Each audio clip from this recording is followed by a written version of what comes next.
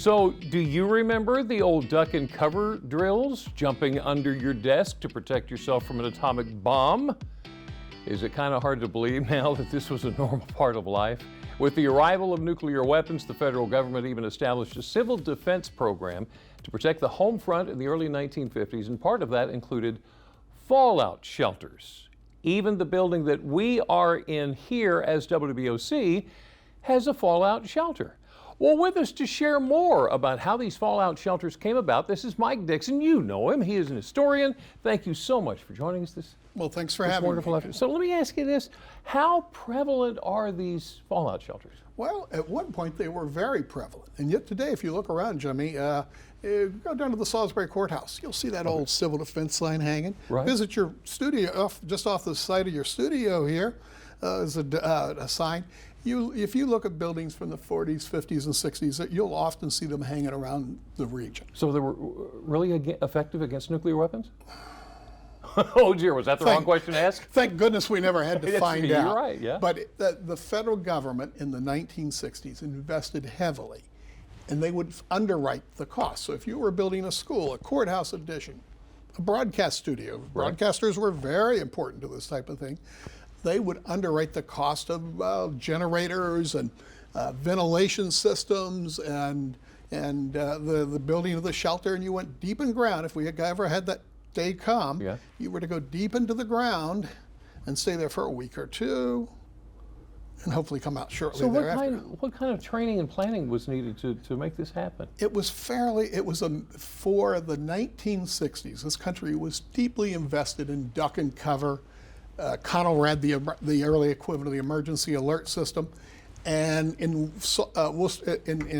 here on the lower shore counties, you had an emergency civil defense director. Every one of them did, all across Maryland and Delaware, and they were responsible for training and running drills, and they'd blow the siren once a week, and in the course of a year or so, you'd actually go in the shelter and receive training, but you'd stay there 2 or 3 days to get the feel for it. And you might, Jimmy, be the shelter manager, and you have to keep everybody organized and handle the food and keep the games and the entertainment, and also wow. deal with the news and rumors. Yeah, oh my. It was a big deal for the moment. I'm going to be honest with you. Of course, we were younger at the time, so I really don't remember. What was the threat of attack like? Okay, so the threat at times was very significant.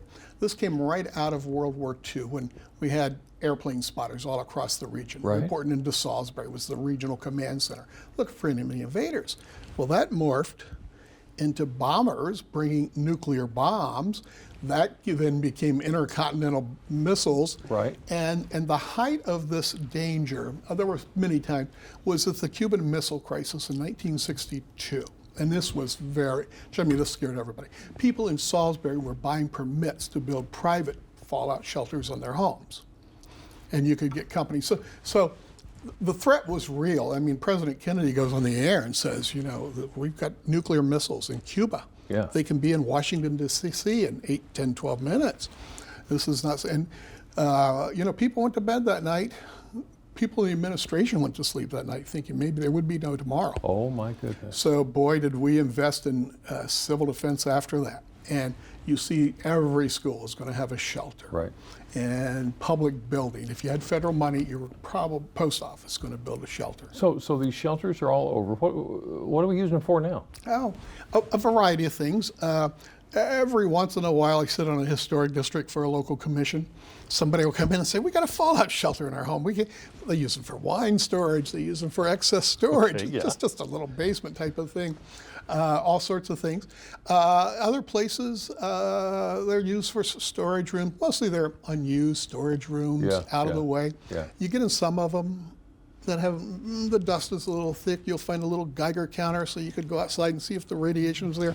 Maybe some food left over, like crackers and things like that. But that legacy is still all around us. And of course, what kills it off is the end of the Cold War. Right.